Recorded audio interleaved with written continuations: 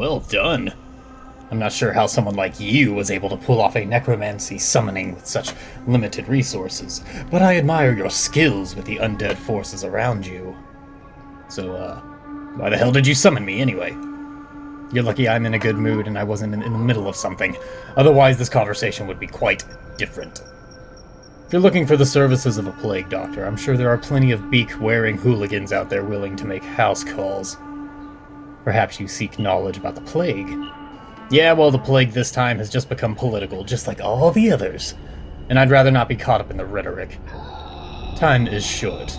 Yet governments and corporations and religious institutions all still have time to circle-jerk each other into oblivion while the plague dances on the innocent. This is a tale that has been repeated for centuries, I'm afraid.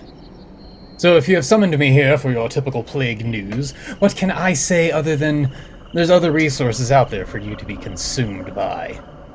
But if you want the perspective of a plague doctor, necromancer, and 3-time retirement home breakdance champion, then allow me to discuss something you probably even haven't considered during this pandemic. The Amish! Hey, you summoned me, this is what you get.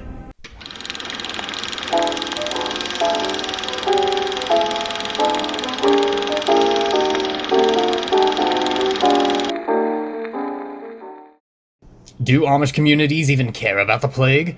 Or vaccines? Or any of that gibberish? I found some articles which reference the Amish and plagues and came up with a couple of pointed nipples of interest. Such as this article from the New York Times titled, "In Ohio, the Amish Take on the Coronavirus," which just sounds so damn heroic. It says, on April 1st, John Miller, a manufacturer here with the deep connections to the close-knit Amish community of central Ohio, got a call from Cleveland Clinic. The hospital system was struggling to find protective face masks for its 55,000 employees plus visitors. Could his team sew 12,000 masks in 2 days? He appealed to Abe Troyer with Keem, a local lumber mill and a home goods business and leader in the Amish community. Abe, make a sewing frolic. A frolic, Mr. Miller explained, is a colloquial term. Here that means get a bunch of people, throw a bunch of people at this. Which just sounds delightful. A day later, Mr. Troyer had signed up 60 Amish home seamstresses, and the Cleveland Clinic sewing frolic was on. The frolic was on. For centuries, the Amish community has been famously isolated from the hustle of the outside world. Homes still lack telephones or computers. Travel is by horse and buggy. Home-sewn clothing remains the norm. And even now, as the coronavirus rages in the country at large, there is a resistance from people sustained by a communal life to the dictates of social distancing that have brought the economy to a halt, in Amish country and everywhere else. But as the virus creeps ever closer, the Amish community is joining the fight. If there is a need, people just show up, says Mr. Troyer, a man in his 40s with a gray streaked beard and mild German accent. The Amish are not immune for the coronavirus's rampage. As of Thursday, Holmes County, where the nation's largest Amish community resides, had only 3 confirmed coronavirus cases. But the pandemic has idled hundreds of Amish seamstresses, craftsmen, and artisans. And Amish people do not apply for federal unemployment benefits. Which goes to show that the numbers are almost definitely skewed. Methinks there's something afoot. It conflicts with our faith and our commitment to the government, said Atlee Rabber, who founded Berlin Gardens, an area garden furniture maker that now makes protective face shields. Coronavirus flu is probably the main talk worldwide. Let's remember to pray for the leaders of the world, read a missive from Mount Hope, Ohio, after describing a church service attended by more than a dozen families and some young folks. The Cleveland Project is a constant reminder of the disease, but the Amish still grapple with its implications. David Klein, an author and Amish bishop who still lives in the farm of Holmes County, where he was born, recalled one of his children telling him that someone invited a youth group of 200 to assemble the face masks, and then someone else remembered the guidelines. I think it's time to pause and do some inventory on ourselves, he said. Sometimes it's good to find out that we aren't in control of everything. Wow, what a incredibly profound and humble statement. You know what? These people seem too damn wholesome. I don't trust it. But I must know their secrets. Spill your secrets, Amish! This episode brought to you by Mysterious Nipple Uncensored. So what do you know about the Amish folk?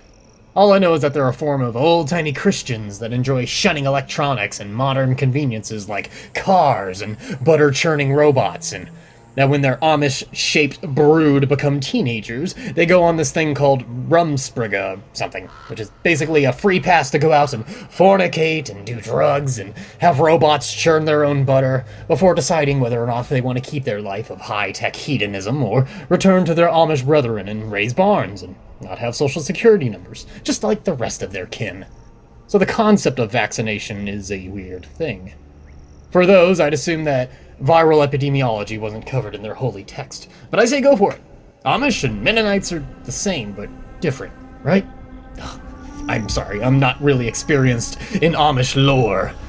From an outsider's perspective, I may not get it. Like, hey, I like to cosplay Victorian anachronism just like the next penny farthing riding weirdo down the street. But I like my telephones, and my electricity, and my VR waifu porn, thank you very much, and I'm not gonna jump back a century and a half just because I'm betting all of my Amish Bitcoin on the very slight notion that this reductive and narrow-minded interpretation of the Holy Word is actually God's true intention. But that's just me. I don't really understand. If God didn't want me to traumatize myself with urethra ovipositor fan art, then why was I born with eyes? At any rate, who am I to compare myself and my sundry moral viewpoints to those Amish people with their own viewpoints and values and immune systems, and their unrivaled interdimensional technology that is only witnessed after years of intense butter churning, cloaked in veiled barn doors of secrecy where we mere mortals can only froth at the concept. Imagine! So you'd think that Amish folks would allow vaccines into their collective livelihood. They may not revel in modern conveniences for the most part, but they are known to make exceptions, right? Well, it's not so simple. As illustrated by this article in the Washington Times-Herald titled, Amish Community Hesitant on COVID-19 Vaccinations. It describes that the data coming from the Amish communities seem to denote little demand for the vaccine in those areas. See? I was on something, I knew it. The COVID-19 went through the community last year, said spokesman for the Davies County Amish community Mark Reb. There he is again! Most folks say that they have already had it and don't see any reason for getting a vaccination. Wow, that mindset is quite dangerous. Davies County's health department began offering vaccinations right after the first of the year. We have used our homebound program to reach out to a few people in the Amish community, said Solander. We have had a few people come to the health departments and get shots. We have not done any widespread vaccination clinics in that area. Solander says the reasons are in part due to demand and in part due to the vaccine limitations. When we get a vial of vaccine, it holds 10 doses, says Solander.